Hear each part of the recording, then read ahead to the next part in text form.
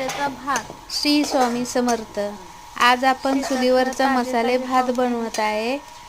पहिल्यांदा तेल टाकलेलं आहे, जिरं, कढीपत्ता, कांदा टाकून घेतलेला आहे, तो चांगला परतून घेतलेला आहे. हळद टाकले आणि आता हे मम्मीने आमच्या रानातले ताजे ताजे पावट्याचा मसाले भात करत आहे. इथे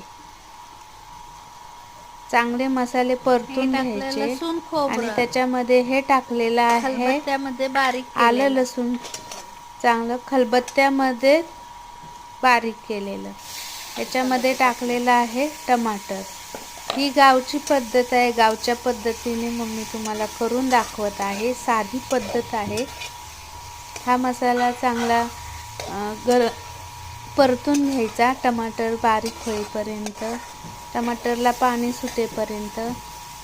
चुलीला चांगला खालून जाळ लावायचा. चांगला जाळ असेल तर चांगला मसाला परततो आणि त्याची टेस्ट येते. हे टाकलेले आहेत आपले घरगुती तांदूळ, आपल्या शेतातले तांदूळ टाकलेले आहेत, सुगंधी. वा वा, त्याचा सुगंध एकदम दरवळतो सगळीकडे. तो तांदूळ पण पहिला भाजून घेतलेला आहे थोडा तुपामध्ये. आता तो मसाल्यामध्ये चांगला भाजून घेतलेला आहे. मसाल्यामध्ये चांगला भाजून घेतला की मग त्याच्यामध्ये पाणी टाकलं की चांगली त्याला फोडणी बसते. हा घरगुती लाल तिखट टाकलेला आहे.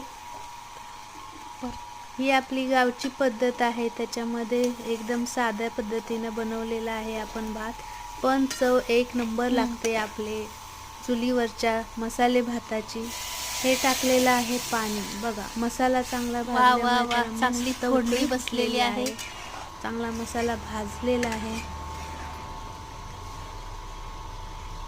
त्याच्यामुळे खूप मस्त पैकी असा मसाले भात आज होणार आहे आमच्या मम्मीच्या हातचा.